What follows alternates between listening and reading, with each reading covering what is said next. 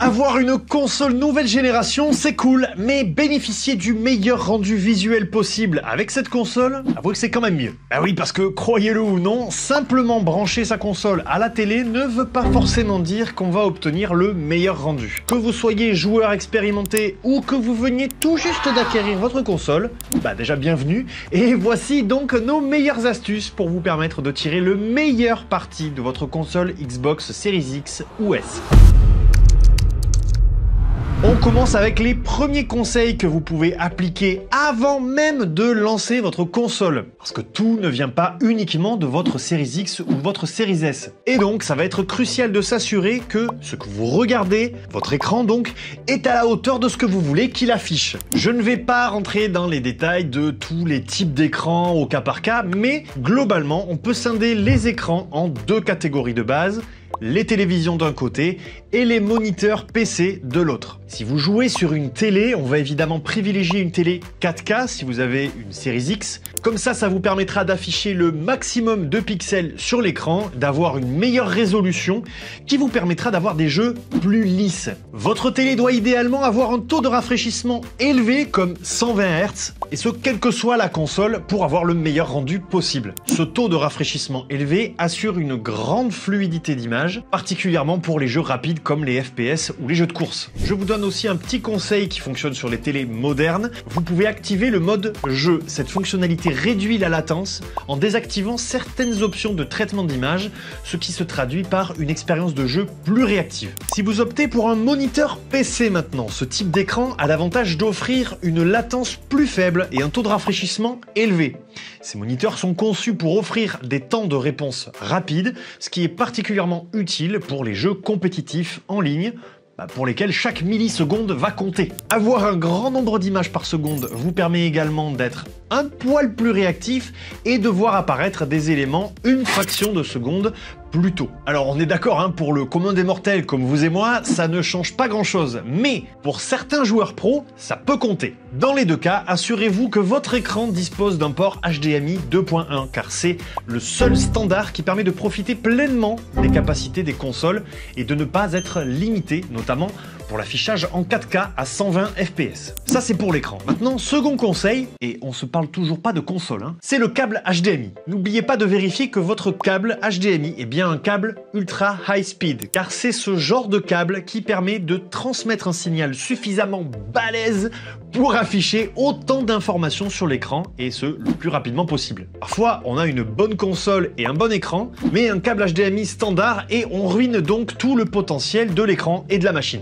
Maintenant, on va pouvoir allumer la console, et premier conseil que je peux vous donner, c'est d'aller dans les paramètres, dans Général, puis de sélectionner l'onglet Options d'affichage et télé. Vous pouvez vérifier tous les paramètres de votre écran dans la partie Détail télé. Ici, vous pourrez vérifier les capacités de votre écran. Les Xbox Series X et S sont capables de détecter automatiquement les capacités de votre téléviseur ou de votre moniteur. Activez donc des options comme le taux de rafraîchissement à 120 Hz et le HDR si votre écran les prend en charge. Le HDR ou High Dynamic Range améliore la luminosité et les contrastes pour des couleurs plus éclatantes et des images plus réalistes. Toujours dans ces paramètres, n'hésitez pas à aller dans mode vidéo, d'activer la fréquence de rafraîchissement. Ça vous permet d'éviter les saccades si votre écran est équipé des technologies HDMI, VRR ou AMD FreeSync Premium Pro. Bon, je sais, ça fait beaucoup de termes techniques à retenir, mais en ce qui concerne l'optimisation des jeux, sachez que de nombreux titres ont été spécialement optimisés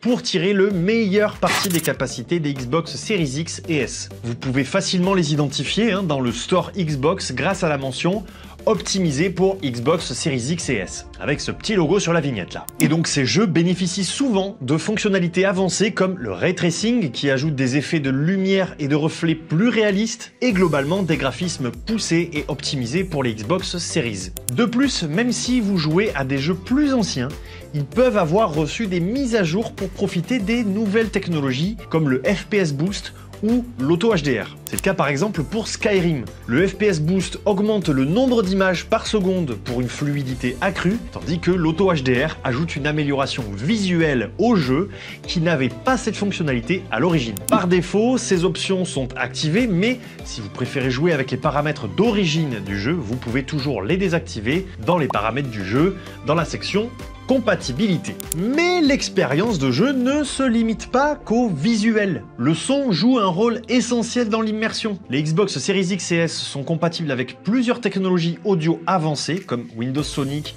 Dolby Atmos et DTS-X. Pour activer ces options, rendez-vous dans les paramètres, général, puis volume et sortie audio, et enfin sélectionnez son du casque. Windows Sonic peut être considéré comme le format de base, tandis que Dolby Atmos et DTS-X offrent une expérience audio encore plus immersive, surtout si vous utilisez un casque de qualité. Ces technologies spatiales vous permettent de localiser les bruits dans l'espace, ce qui est particulièrement utile dans les jeux où le son peut vous avertir éventuellement de la présence d'un ennemi hors de votre champ de vision. Pour finir, n'oubliez pas d'ajuster les paramètres graphiques selon vos préférences. De nombreux jeux récents proposent plusieurs modes d'affichage.